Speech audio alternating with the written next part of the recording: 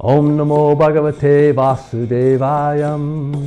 Om Namo Bhagavate Vasudevayam. Om Namo Bhagavate Vasudevayam. Om Aganda Timarandasya Ganajana Shivakaya Chakshur Umilitam Yena Tajma Shri Gurave Namaha.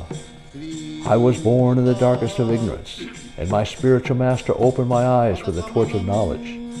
I offer my respectful obeisances unto him.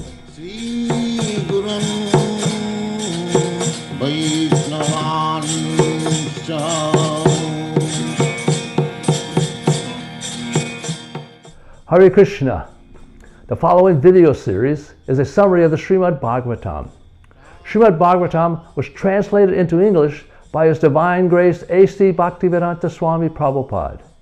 Also included are His in-depth commentaries known as purports. These purports unpack the often complex and symbolic language of the text, making it understandable to a wider audience.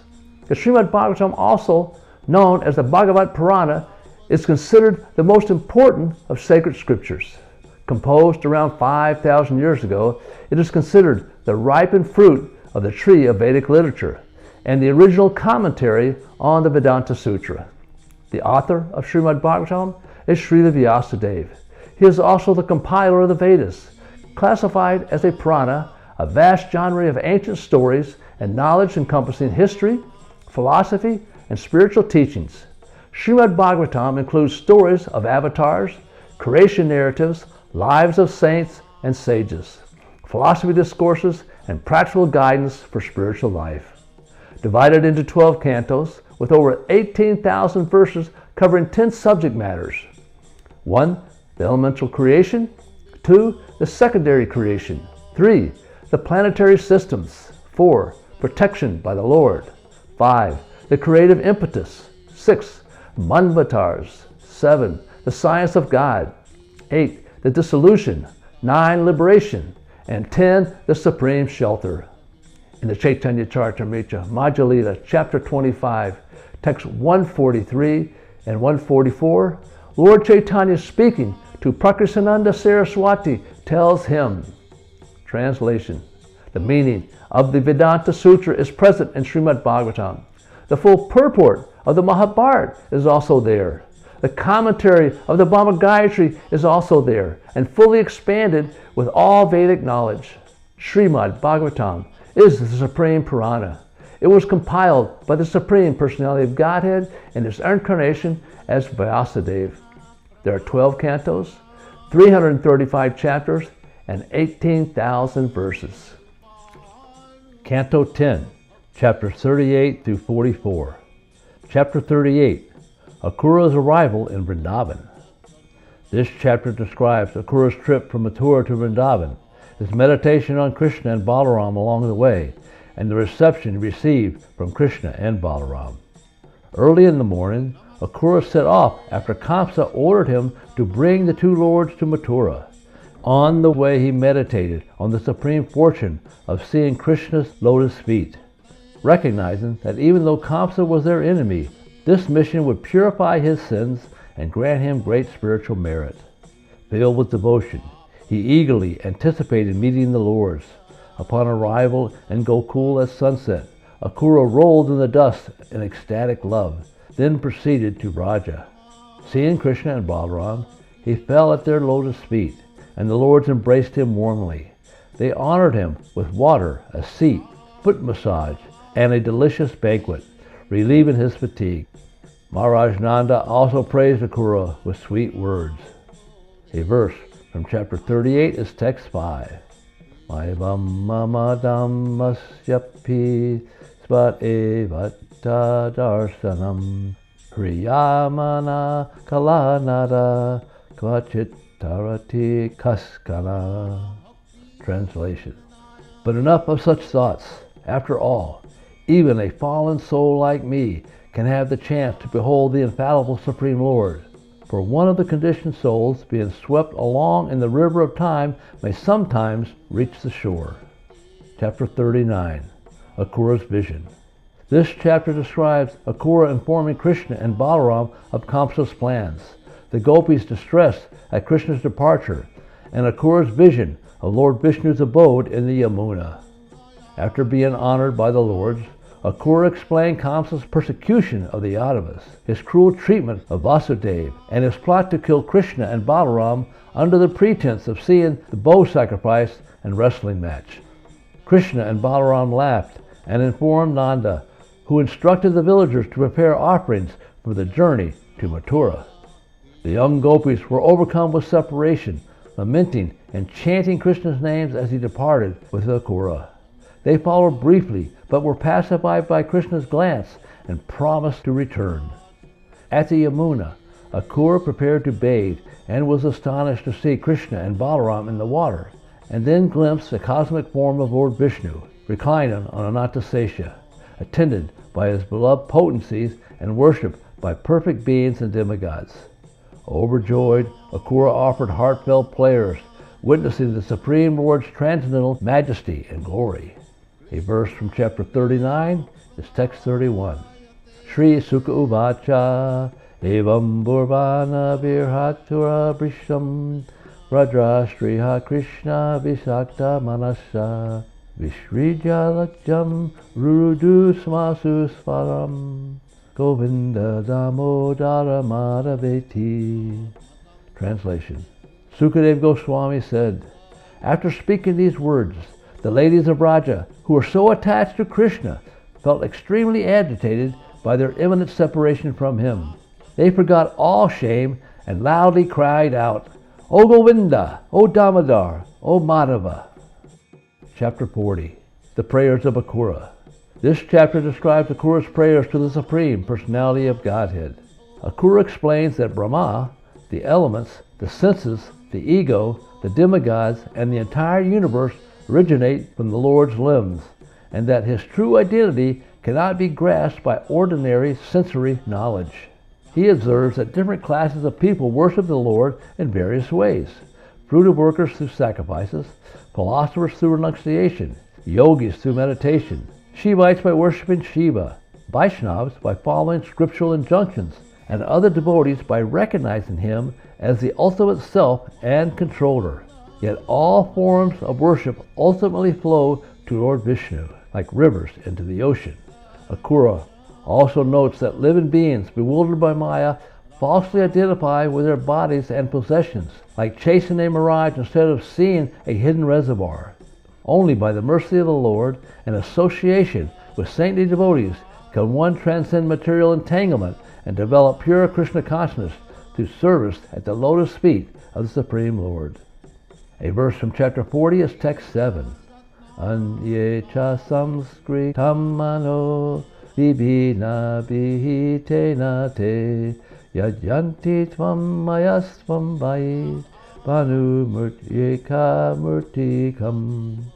Translation. And yet others, those whose intelligence is pure, follow the injunctions of Vaishnava scriptures propagated by you, absorb their minds and thoughts of you. They worship you as the one Supreme Lord manifested in multiple forms. Chapter 41. Krishna and Balaram enter Mathura. This chapter describes how Krishna entered the city of Mathura, killed a washerman, and bestowed benedictions upon a weaver and a garland maker named Sudama.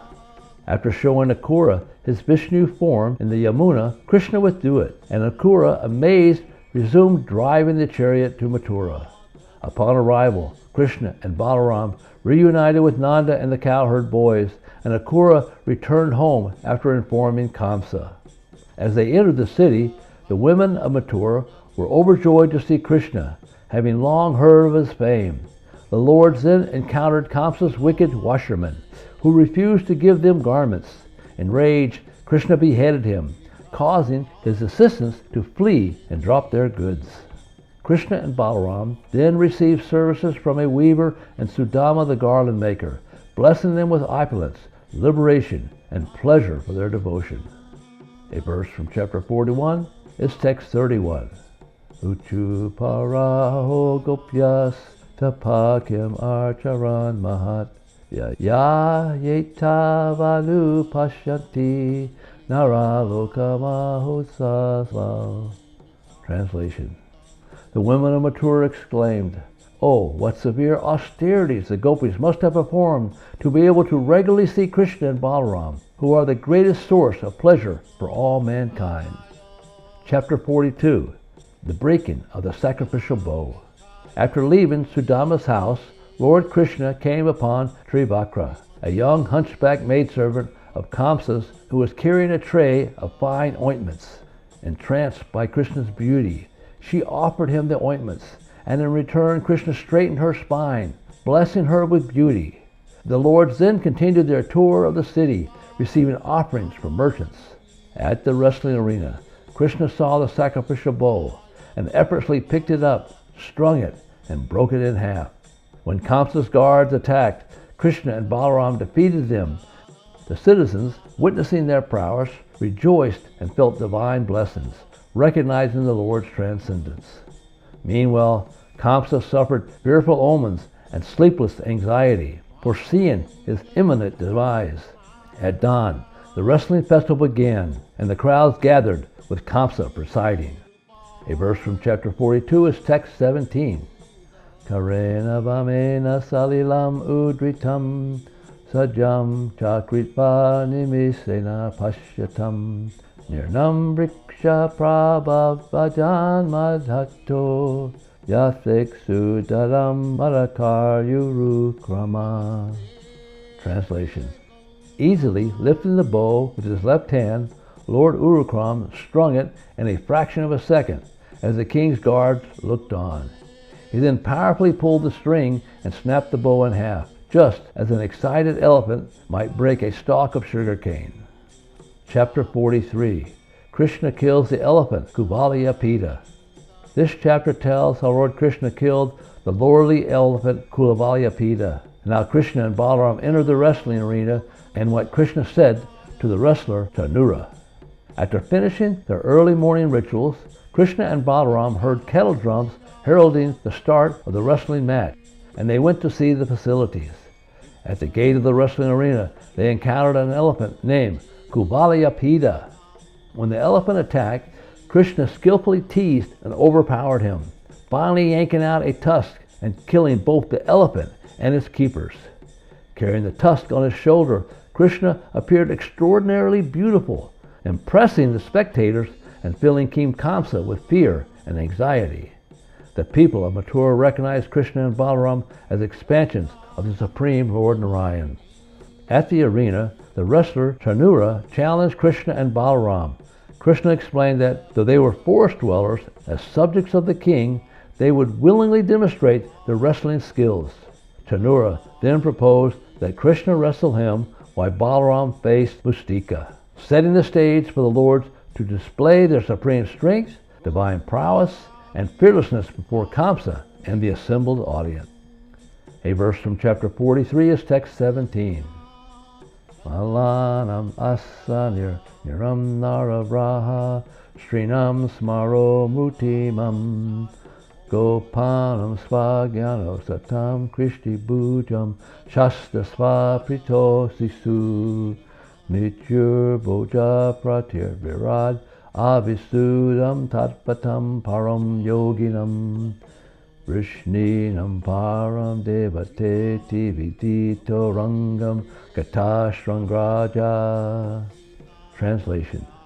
The various groups of people in the arena regarded Krishna in different ways when he entered it with his elder brother. The wrestlers saw Krishna as a lightning bolt, the men of Mathura as the best of males, the women as Cupid in person, the cowherd men as their relative, the impious rulers as a chastiser, his parents as their child, the king of the Bhojas as death, the unintelligent as the Supreme Lord's universal form, the yogis as the absolute truth, and the Vrishnis as their supreme worshipful deity. Chapter 44. The killing of Kamsa.